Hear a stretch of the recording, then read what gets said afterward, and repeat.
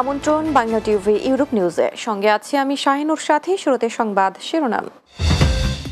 ব্রিটেনের নির্বাচনী প্রচারণায় ব্যস্ত প্রার্থীরা, কিয়ার স্টারমারের বিরূপ বক্তব্যে প্রতিবাদ অব্যাহত, বাঙালি কমিউনিটির দাবি ক্ষমা চাইতে হবে। ঋষি সুনাককে নিয়ে বর্ণবাদী মন্তব্য করায় 3 প্রার্থীকে সরিয়ে নিল রিফর্ম ইউকে, চলছে ভোটের নানা হিসেব। এবং বড় কোনো পরিবর্তন ছাড়াই পাশ হলো 2024-25 অর্থ বছরে 7,97,000 কোটি টাকার বাজেট, আগামীকাল থেকে কার্যকর।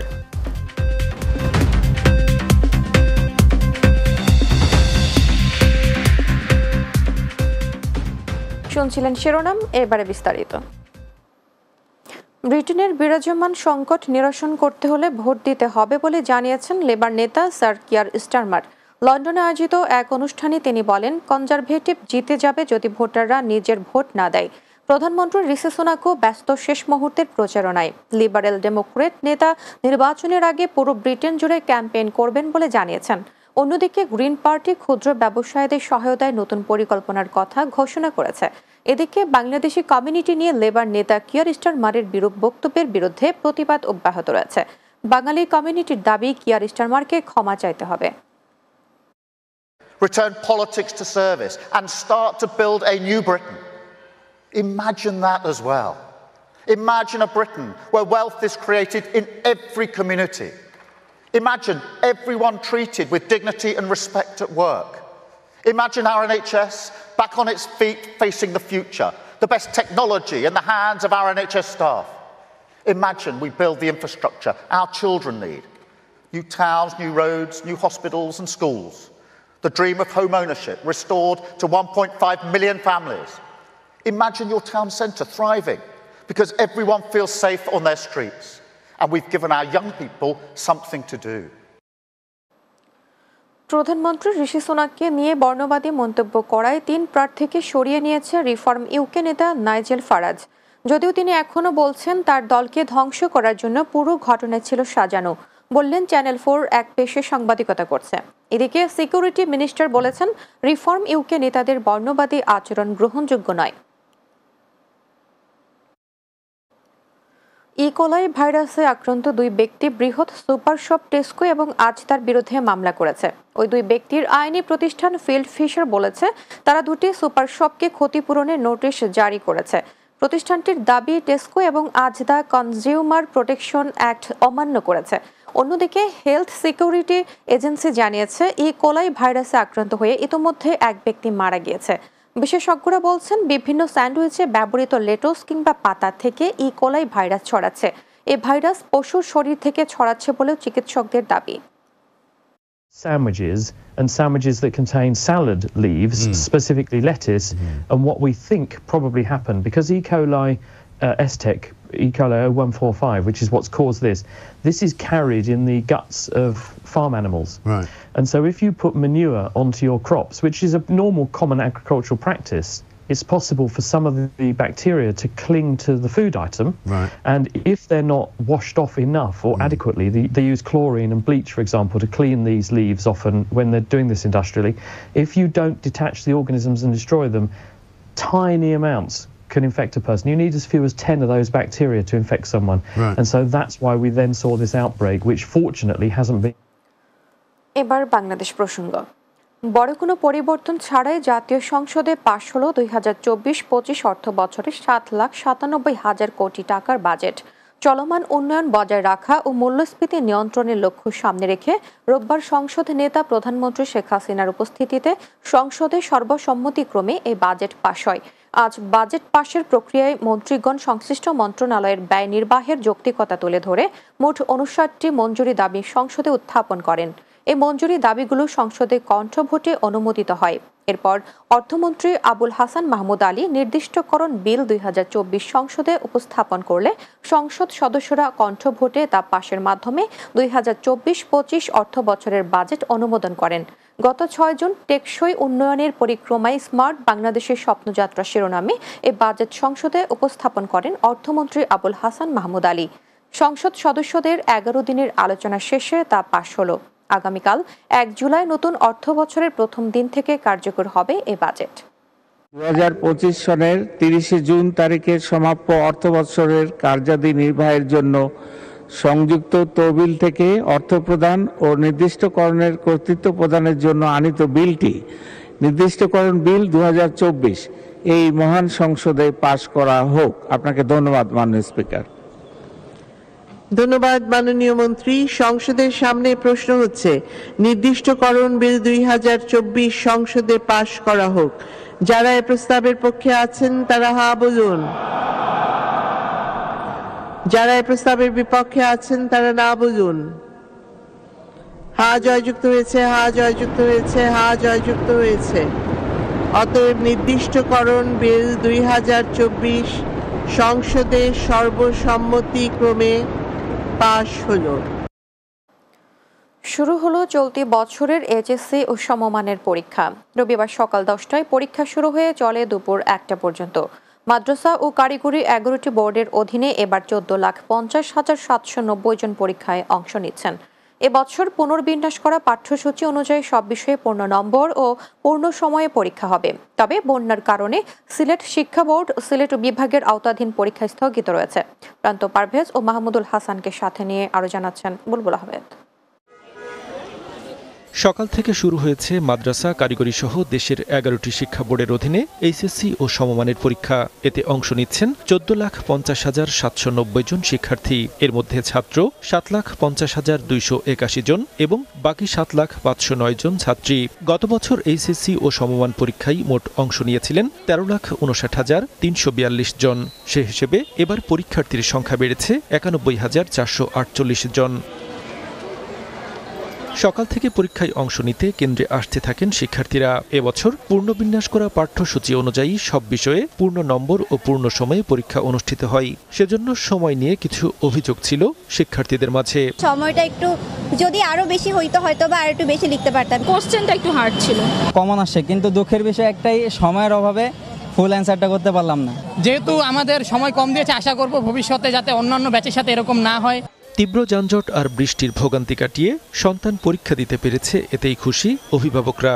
বৃষ্টিতে ভিজে ভিজে আসছি আমরা, বাসা কাছে যদি বা তারপরও ভিজে গেছি, অনেক জ্যাম রাস্তায়। আমার ছেলে যতটুকু যা যা করার দরকার সেটা করছে ইনশাল্লাহ, এখন আশা করি ভালো হবে। এদিকে বন্যার কারণে সিলেট শিক্ষা বোর্ড, সিলেট বিভাগের আওতাধীন মাদ্রাসা শিক্ষা বোর্ড এবং বাংলাদেশ কারিগরি শিক্ষা বোর্ডের পরীক্ষা আগামী 8 জুলাই পর্যন্ত স্থগিত করেছে শিক্ষা মন্ত্রণালয়। Bulbul Ahmed, Bangla TV, Dhaka. Bangla TV Europe নিউজে নিচ্ছে বিরতি। ফিরে আসার পর অন্যান্য সংবাদের সাথে আরো যা থাকছে। যুক্তরাজ্যের ওল্ডহ্যামে টি10 চ্যারিটি ক্রিকেট টুর্নামেন্ট অনুষ্ঠিত। সিলেটের বন্যায় ক্ষতিগ্রস্তদের সহযোগিতায় বিতরণ করা হবে এই অর্থ।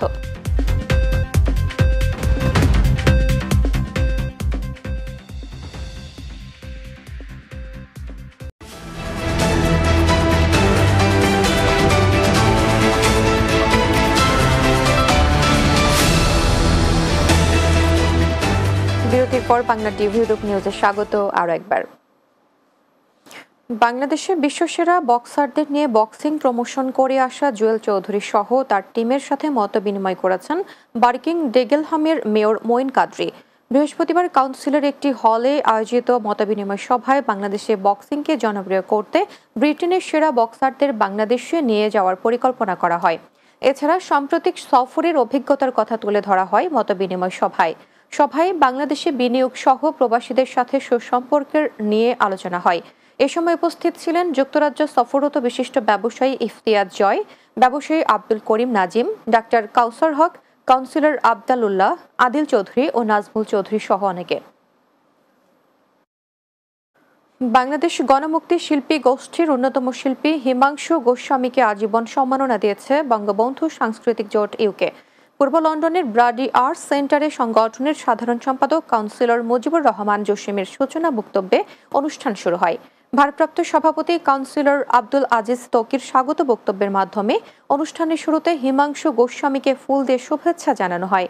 অনুষ্ঠানে আরও বক্তব্য রাখেন কবি শামীম আজাদ, মুক্তিযোদ্ধা হাসান মাহমুদ এমবিই, মুক্তিযোদ্ধা ফয়জুর রহমান খান, মুক্তিযোদ্ধা আব্দুল মন্নান, মুক্তিযোদ্ধা আবু মুসা হাসান ও মুক্তিযোদ্ধা আবুল কাশেম সহ আরও অনেকে। সিলেটের বন্যায় ক্ষতিগ্রস্তদের সহযোগিতা করতে ওল্ডহ্যামে বসবাসরত বাংলাদেশি ক্রিকেটারদের উদ্যোগে টি10 চ্যারিটি ক্রিকেট টুর্নামেন্ট অনুষ্ঠিত হয়েছে। ওল্ডহ্যাম ক্রিকেট গ্রাউন্ডে এই আয়োজন করা হয়। এতে ওল্ডহ্যামের বাংলাদেশি ক্রিকেট লিগের 4টি দল অংশগ্রহণ করে। Oldham King Riders, Chadderton cricket club, Oldham Rising Boys ও রচডেল ক্রিকেট ক্লাব এই আয়োজনে অংশগ্রহণ করেন। আয়োজকদের মধ্যে উপস্থিত ছিলেন হাদিউর রহিম, আলী আহমদ, বদরুল আলম ও মোহাম্মদ রনি। খেলা শেষে বিজয়ী চাডারটন ক্রিকেট ক্লাবের খেলোয়াড়দের হাতে ট্রফি তুলে দেন অতিথিরা। টুর্নামেন্ট থেকে সংগৃহীত অর্থ বন্যায় ক্ষতিগ্রস্তদের মধ্যে বিতরণ করা হবে বলে জানিয়েছেন আয়োজকরা। ইতালির বাংলাদেশ কমিউনিটির প্রবীণ ব্যক্তি বৃহত্তর নোয়াখালী সমিতির সাবেক সভাপতি হাজী মোহাম্মদ আব্দুর রাজ্জাকের জানাজার নামাজ সম্পন্ন হয়েছে। দেশটির রাজধানী রোমের পিয়াৎসা ভিক্টোরিয়াস্থ কাঁচা বাজার সংলগ্ন খোলা চত্বরে জানাজায় দেশটিতে বসবাসরত বিভিন্ন সামাজিক, আঞ্চলিক, রাজনৈতিক এবং ব্যবসায়িক নেতৃবৃন্দ অংশগ্রহণ করেন। জানাজায় সংক্ষিপ্ত বক্তব্যে উপস্থিত ব্যক্তিরা স্মৃতিচারণ করে বলেন, কমিউনিটির প্রতিটি উন্নয়ন ও প্রবাসীদের অধিকার আন্দোলনের সকল দাবিতে তিনি ভূমিকা রেখেছিলেন। তার মৃত্যুতে প্রবাসী বাংলাদেশিরা একজন অভিভাবক হারিয়েছেন। এর আগে মরহুম আব্দুর রাজ্জাক রোমের একটি হাসপাতালে চিকিৎসাধীন অবস্থায় 23 জুন রাত 10টায় মৃত্যুবরণ করেন।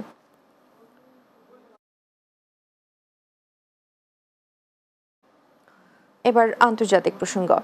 আসন্ন মার্কিন প্রেসিডেন্ট নির্বাচনে 60% নিবন্ধিত ভোটার ডেমোক্রেটিক পার্টি থেকে প্রেসিডেন্ট জো বাইডেনের বিকল্প প্রার্থী যান। বৃহস্পতিবার বাইডেন ও ট্রাম্পের বিতর্কের পর মর্নিং কনসাল্ট প্রো পরিচালিত এক জরিপে এমন চিত্র উঠে এসেছে। তবে জরিপে অংশ নেওয়া ব্যক্তিদের বেশিরভাগই রিপাবলিকান পার্টির সমর্থক বলে জরিপে উল্লেখ করা হয়েছে।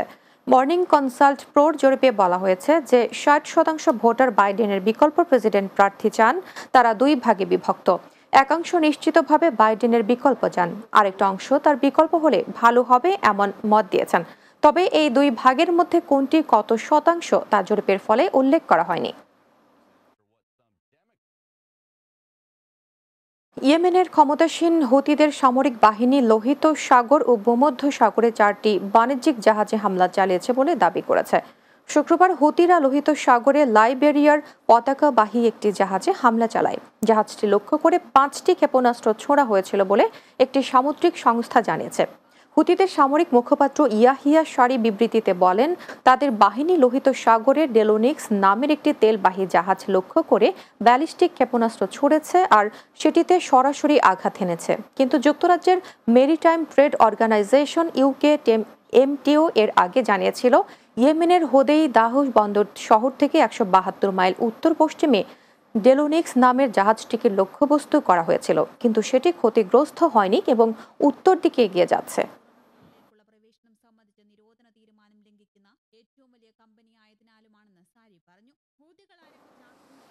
শেষ করব বাংলা টিভি ইউরোপ নিউজ, যাবার আগে শিরোনামগুলো আরও একবার। ব্রিটেনের নির্বাচনী প্রচারণায় ব্যস্ত প্রার্থীরা, কিয়ার স্টারমারের বিরূপ বক্তব্যে প্রতিবাদ অব্যাহত, বাঙালি কমিউনিটির দাবি ক্ষমা চাইতে হবে। ঋষি সুনাককে নিয়ে বর্ণবাদী মন্তব্য করায় 3 প্রার্থীকে সরিয়ে নিল রিফর্ম ইউকে, চলছে ভোটের নানা হিসেব।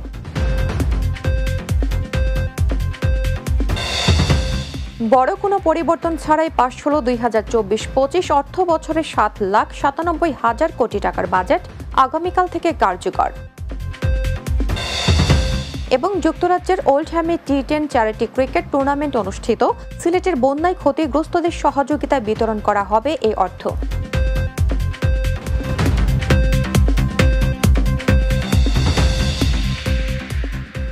দর্শক, এই ছিল বাংলা টিভি ইউরোপ নিউজে। এতক্ষণ সঙ্গে থাকার জন্য ধন্যবাদ সবাইকে।